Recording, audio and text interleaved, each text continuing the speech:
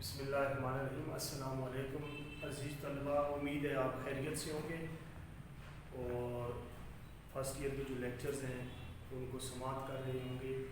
آج انشاءاللہ تعالی ہم اسلامیات کا اس حوالے سے دوسرا لیکچر جو ہے وہ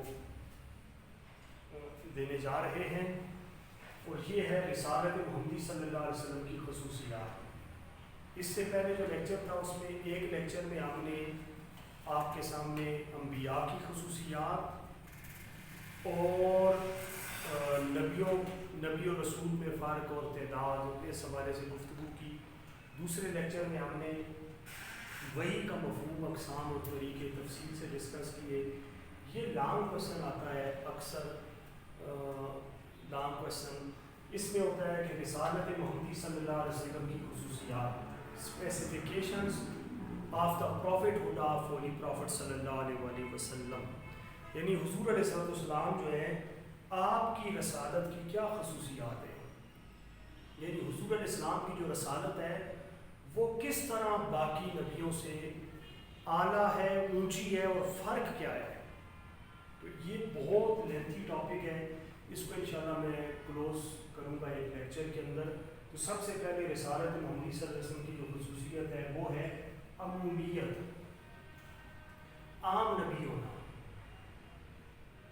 آپ صلی اللہ علیہ وسلم سے پہلے جتنے نبی آئے وہ کسی خاص علاقے کے لیے آتے تھے، کسی خاص زمانے کے لیے آتے تھے، کسی خاص قوم، کسی خاص جھوک کے لیے آتے تھے، کسی خاص وطن کے لیے آتے تھے۔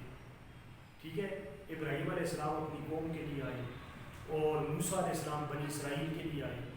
ٹھیک ہے، عیسیٰ علیہ السلام نے خود کہا کہ انہوں نے کہا کہ بنی اسرائیل کی گم شدہ بھیڑوں کی طرف جانا، یعنی بنی اسرائیل کی قوم کو بھیڑ کہا گیا۔ تو وہ صرف بنی اسرائیل جو یعقوب علیہ السلام کی اولاد ہے ان تک نبی بن کر آئے۔ کوئی نبی کسی خاص علاقے کے لیے، کسی خاص زمانے کے لیے، کسی خاص نسل کے لیے، کسی خاص وطن کے لیے، اسپیسیفک ایریاز کے لیے آتے تھے۔ اور اس زمانے میں ایک ایک وقت میں کئی نبی ہوتے تھے۔ عراق میں اور نبی ہے، فارس میں اور نبی ہے، شام میں اور ہے، ایک ایک وقت میں کئی نبی ہوتے تھے۔ موسیٰ علیہ السلام اور ہارون علیہ السلام ایک زمانے کے نبی ہیں، ابراہیم علیہ السلام اور لوط علیہ السلام ایک زمانے کے نبی ہیں، اس طرح بے شمار موسیٰ علیہ السلام اور شعیب علیہ السلام ایک زمانے کے نبی ہیں۔ ٹھیک ہے، یحییٰ علیہ السلام، عیسیٰ علیہ السلام ایک زمانے کے۔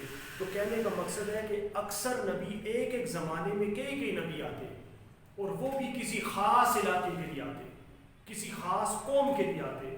مگر پیارے نبی علیہ السلام کی نبوت اتنی طاقتور ہے، اتنی اسٹرینتھن ہے، اتنی مضبوط ہے، اور اللہ تعالیٰ کے رسول حضور علیہ السلام کی نبوت اتنی زیادہ پوٹینشل والی ہے، اور اتنی زیادہ براڈنیس رکھنے والی ہے، اتنی زیادہ وسعت رکھنے والی ہے کہ جب پیارے نبی صلی اللہ علیہ وسلم آئے تو اللہ تعالیٰ نے آقا کریم علیہ السلام کے آنے پر یہ ساری سرحدوں کی دیواریں توڑ دی۔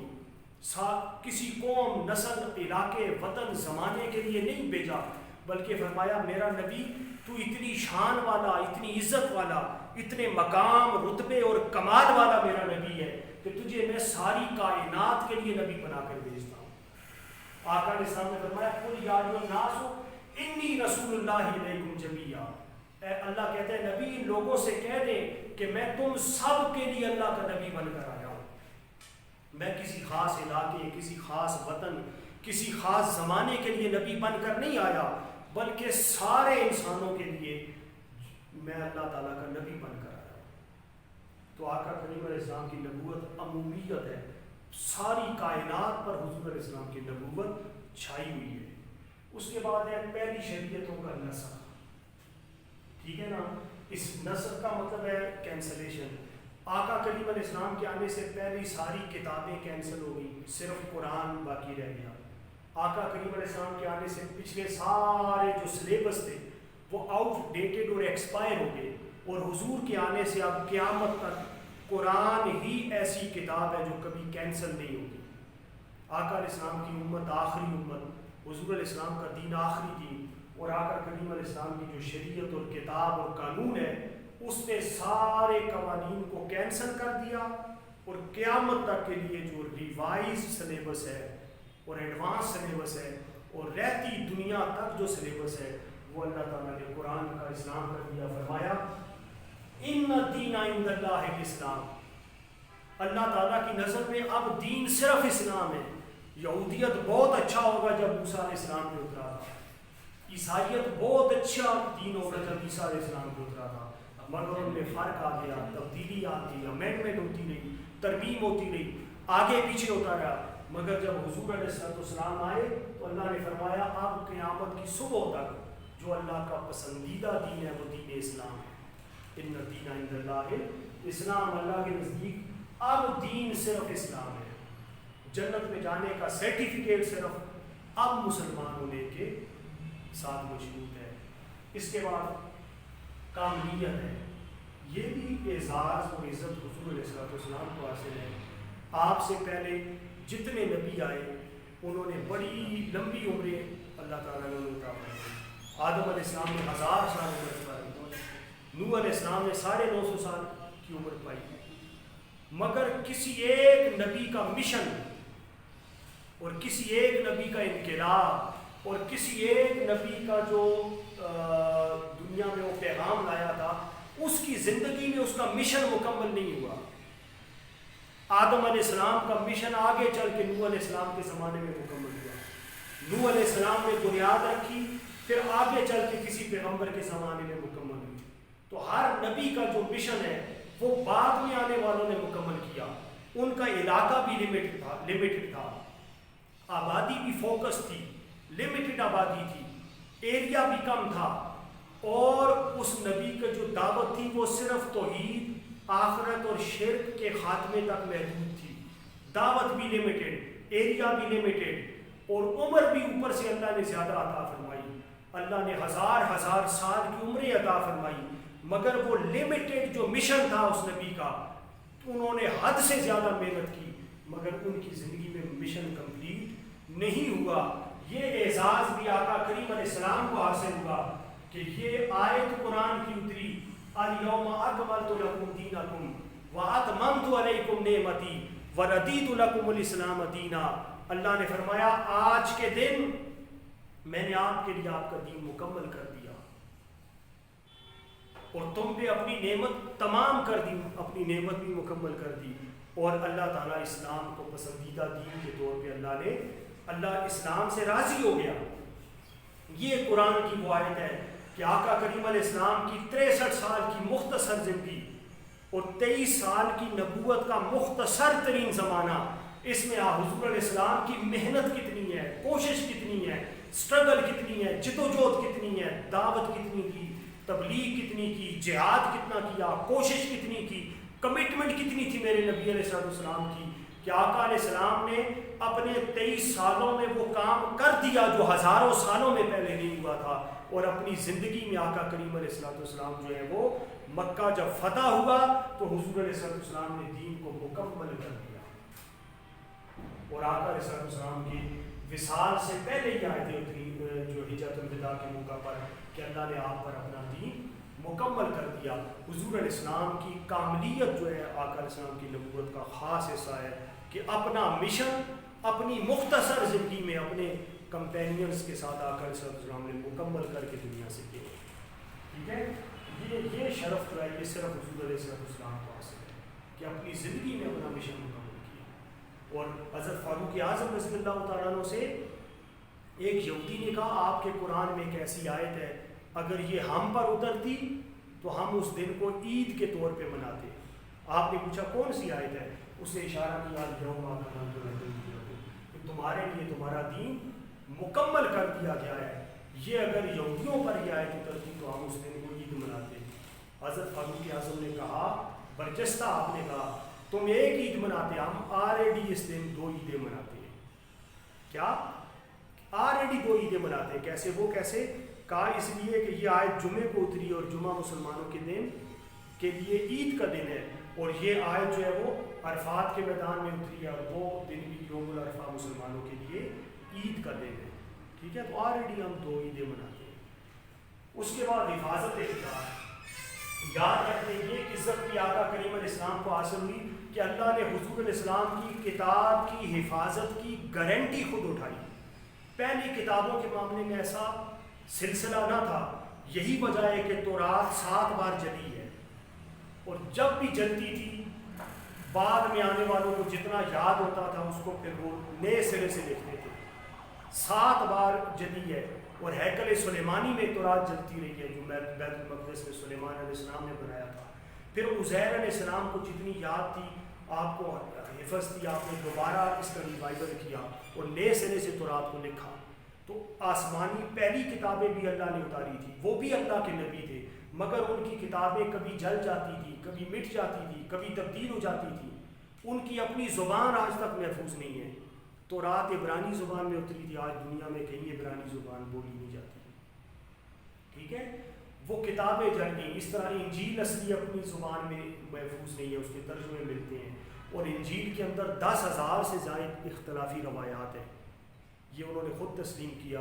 انہوں نے جو برناٹیکا میں انہوں نے 50 سال جو ہے وہ ریسرچ کی ہے جرمنی کے اندر.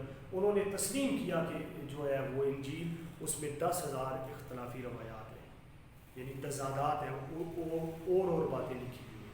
تو کہنے کا مقصد ہے کسی کتاب آج دنیا میں محفوظ نہیں ہے، لیکن قرآن کے بارے میں اس کا ایک ایک حرف، ایک ایک لفظ، ایک ایک حصہ قرآن پاک کا اسی طرح محفوظ ہے جس طرح پیارے نبی علیہ السلام کے قلب مبارک میں اترا تھا. کیوں؟ اللہ نے وعدہ کیا اِنَّا نَحْنُ نَزَّلْنَا الذِّكْرَ وَإِنَّا لَهُ لَحَافِظُونَ. بے شک اس ذکر کو ہم نے اتارا ہے اور ہم ہی اس کی حفاظت کرنے والے ہیں. تو چونکہ قرآن اللہ نے اتارا ہے اور اللہ ہی اس کی حفاظت کریں گے، اس لیے قیامت تک آج دیکھیں دنیا میں کسی ایک چیپٹر کی کتاب کے بھی اتنے حافظ نہیں ہیں جتنے قرآن پاک جس کی عربی زبان ہے اس کے اللہ تعالیٰ نے حافظ رکھے ہیں. 114 صورتوں کے اتنے زیادہ حافظ ہیں.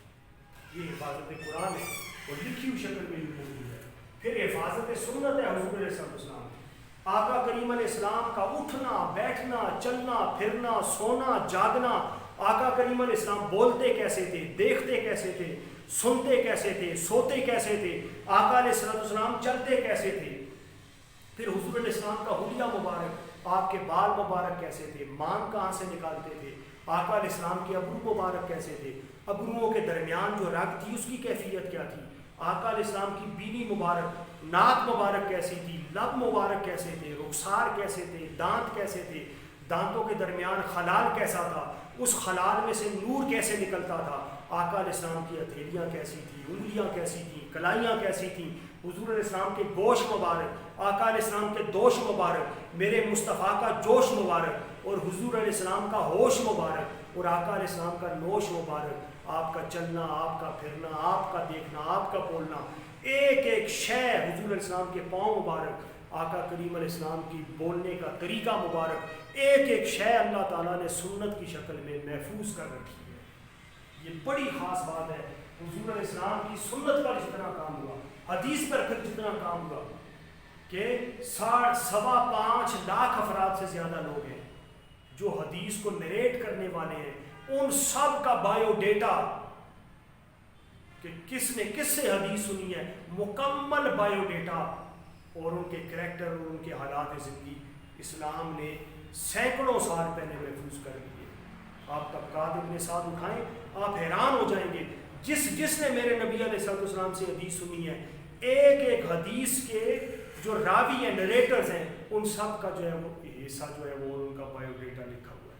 یہ اللہ تعالیٰ نے حضور علیہ السلام کی سنت کی حفاظت کی ہے اور آقا علیہ السلام کی سنت زندہ ہے. پھر جامعیت ہے. حضور علیہ السلام کا جو دین ہے اس میں ہر شے اللہ نے جمع کی ہے. یہ کمپریہنسو ہے جامعیت کا مطلب ہے، اس میں ہر شے اللہ نے جمع کر رکھی ہے.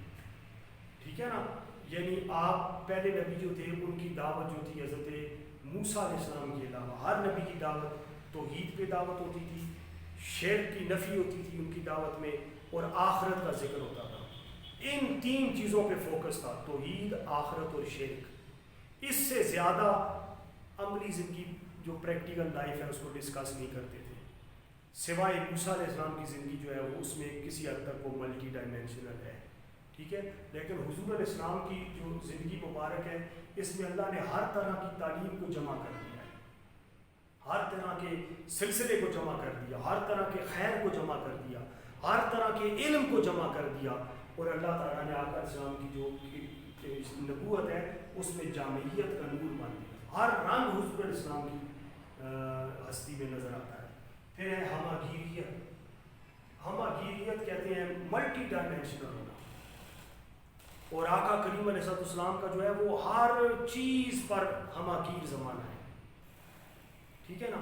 آقا کریم علیہ السلام کی شخصیت میں اللہ نے ہر شے پر دی، جیسے پہلے نبیوں کے زمانے کی مثال لے لیتے، جیسے ایک دکان ہوتی ہے، سبزی کی الگ ہے، فروٹ کی الگ ہے، ٹھیک ہے نا، منیاری کی الگ دکان ہے، جنرل سٹور الگ ہے، ٹھیک ہے، چھوٹی چھوٹی چیزیں الگ ہیں، آپ نے کیا نام ہے ایزی لوڈ کرانا ہے اس کی الگ دکان ہے، ٹھیک ہے، ہر چیز کی الگ الگ دکانیں ہوتی تھیں۔ لیکن ایک ہوتا ہے میگا سٹور جسے شاپنگ مال کہا جاتا ہے، ٹھیک ہے نا، بڑے مالز ہوتے ہیں، ان کے اندر مالز میں کیا ہوتا ہے کہ ایک چھت کے نیچے آپ کو ہر شے مل جاتی ہے۔ دنیا میں ایک ایسا کینیڈا میں ایک ایسا شاپنگ مال ہے جہاں سے اگر آپ کو سوئی بھی چاہیے، سوئی سے لے کر اگر جہاز بھی خریدنا ہے تو ایک چھت کے نیچے آپ کو مل جائے گا۔ تو پہلے نبیوں کی دکانیں تھیں، کسی نے عاجزی کا سودا لینا ہوتا آدم علیہ السلام کی دکان پہ جاتا، کسی نے دعوت کا سودا لینا ہوتا نوح علیہ السلام کی دکان پہ جاتا، کسی بندے نے صنعت کا سودا، کاریگری کا سودا لینا ہوتا حضرت داؤد علیہ السلام کی دکان پہ جاتا، کسی بندے نے بکریاں چرانی سیکھنی ہوتی ابراہیم علیہ السلام کی دکان پہ جاتا، کسی بندے نے درزی کا فن یہ علم سیکھنا ہوتا ادریس علیہ السلام کی دکان پہ جاتا، کسی بندے نے خوبصورتی کا سودا لینا ہے یوسف علیہ السلام کی دکان پہ جاتا، کسی نے صبر کا لینا ہے ایوب علیہ السلام کی دکان پہ جاتا، شکر کا لینا ہے یعقوب علیہ السلام کی دکان پہ جاتا۔ ہر بندے نے، کسی نے زہد دنیا سے بے رغبتی کا سودا لینا ہے، اخلاق کا سودا لینا ہے، عیسیٰ علیہ السلام کی دکان پہ جانا پڑتا، کسی بندے نے تجارت کا سودا لینا ہے شعیب علیہ السلام کی دکان پہ جاتا۔ یعنی ہر نبی کی دکانیں الگ الگ تھیں، مگر پیارے نبی علیہ السلام آئے، اللہ نے ایک ایسا میگا سٹور بنا دیا رسول اللہ کی ہستی کو کہ اب کسی بندے کو کسی اور دکان پہ جگہ جگہ جانے کی ضرورت نہیں ہے، ہر شے آپ کو محمد مصطفیٰ کریم علیہ السلام کی چھتری کے نیچے مل جائے گی۔ کسی نے جمال دیکھنا ہے، آقا علیہ السلام کے یوسف سے بڑھ کر جمال حضور کے چہرے میں نظر آئے گا۔ صبر دیکھنا ہے، ایوب علیہ السلام سے زیادہ آقا کریم علیہ السلام میں صبر نظر آئے گا۔ شکر دیکھنا ہے تو زیادہ نظر آئے گا، دعوت دینی ہے تو زیادہ، جہاد دیکھنا ہے تو زیادہ، اخلاق دیکھنے ہے تو زیادہ۔ آقا کریم علیہ السلام کی ہستی میں اللہ تعالیٰ نے ہر شے کو جمع کر دیا ہے، اور ہر شے اللہ نے آقا کریم علیہ السلام کو عطا فرما دی ہے۔ تو حضور علیہ السلام ساری کائنات میں اس طرح چھائے ہوئے ہیں۔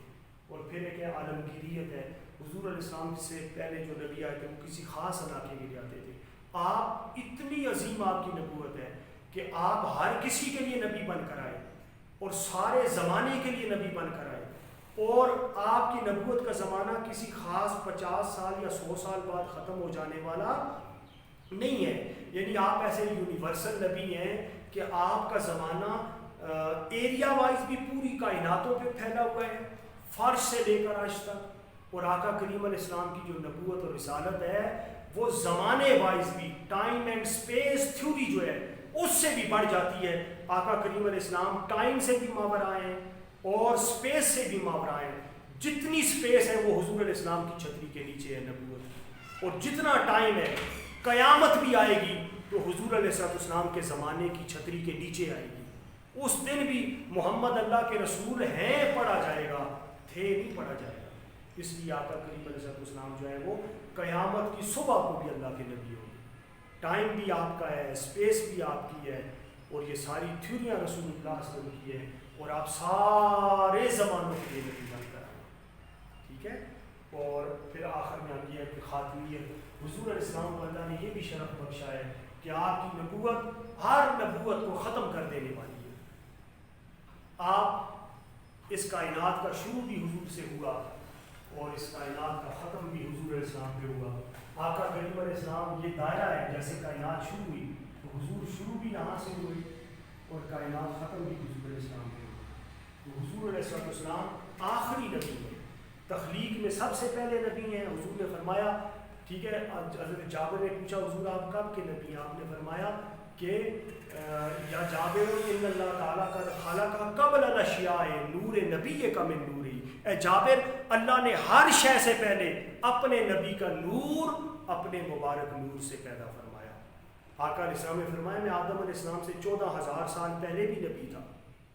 ٹھیک ہے، اور یہ حضور شروع سب نبیوں سے پہلے ہیں اور آنے میں سب سے آخر میں ترتیب میں آئے ہیں. اور آقا کریم علیہ السلام جب آئے ہیں تو حضور پہ اللہ نے اپنی نبوت ختم کر دی. اللہ تعالیٰ نے فرمایا ما کان محمد ابا احد من رجالکم ولکن رسول اللہ وخاتم النبیین.